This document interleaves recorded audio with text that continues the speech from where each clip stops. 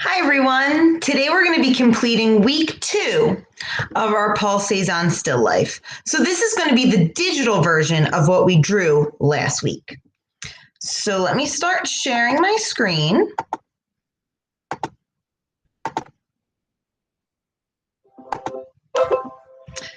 And last week we took a look at this image by Paul Cezanne. We talked about what we thought about it, what we see in it, and what we wonder about this image. Here is our objective and standard. And as you guys may remember from last week, a still life is a painting, drawing, or photograph of objects set up on a table. Last week, we also went over how to draw in our sketchbook a still life with a plate of fruit. Today, we're going to learn how to do that inside Google Draw. And I'm going to walk you through step by step. So when you are ready to start this assignment, you're going to go into your Specialist Google Classroom, over to the Classwork tab, scroll down to where it says Art, and then this assignment is going to be called Paul Cezanne Still Life, Week 2. So we're going to be using Google Draw to create a digital version of our still life.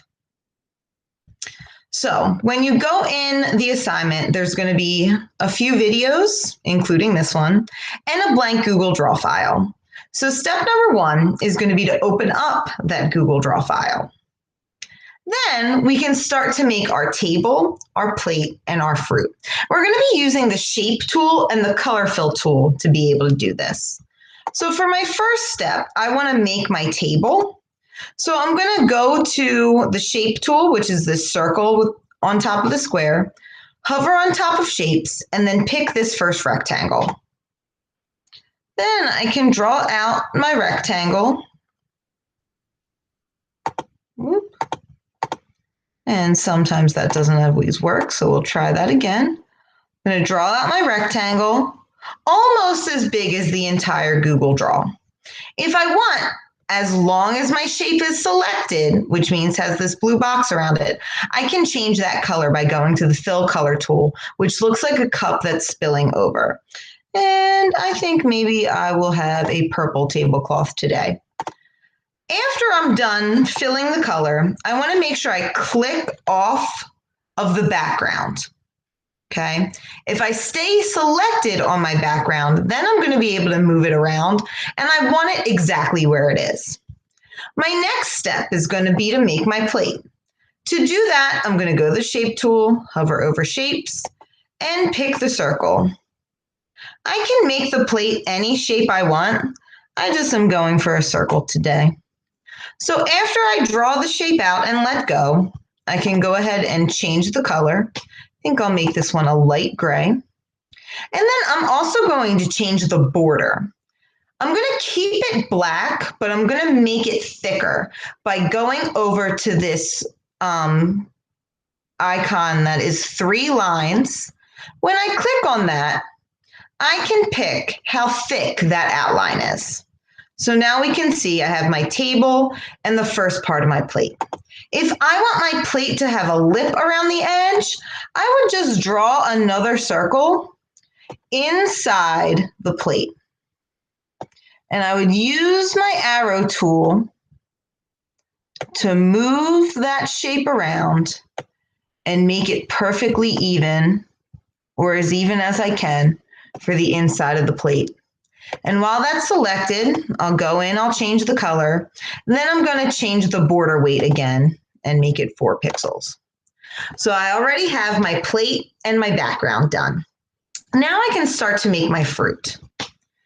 So when I make my fruit, you can make any fruit you'd like, and you can use any of the shapes to be able to do it. So I think I'm going to start with a banana.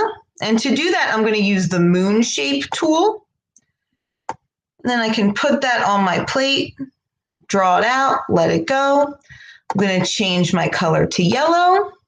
Whoops. If our background ever moves around, we can always just move it back. So I have my banana. I'm going to move that over a little bit. And if you want to make the stem of the banana, all you need to do is make a little rectangle. And even though that's really tiny, when the arrow looks like a plus sign, you can move it around. And then to change the color again, once it's selected, and then there I have my banana with the stem. I think I will make an orange next. So to do that, I'm just going to go to the oval or the circle. I would draw that, color fill it orange.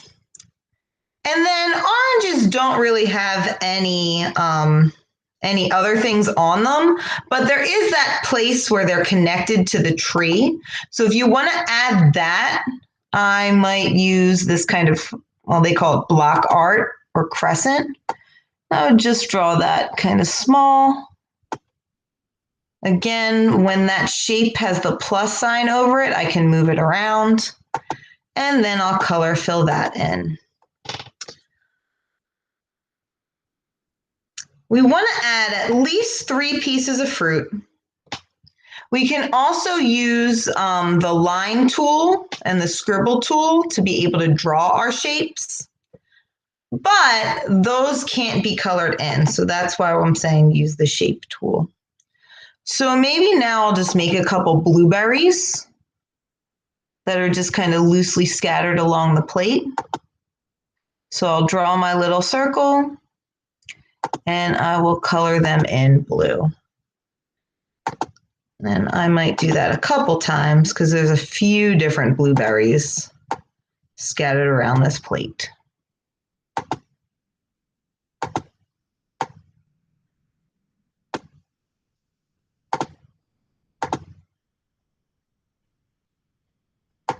So please remember that your Google Draw file saves automatically.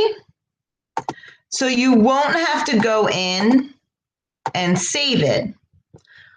Once you are done adding your fruit on your plate, you can close out of the Google Draw and then turn your assignment in. If you have any questions, please email me or private comment in Google Classroom. Have a fantastic rest of your day.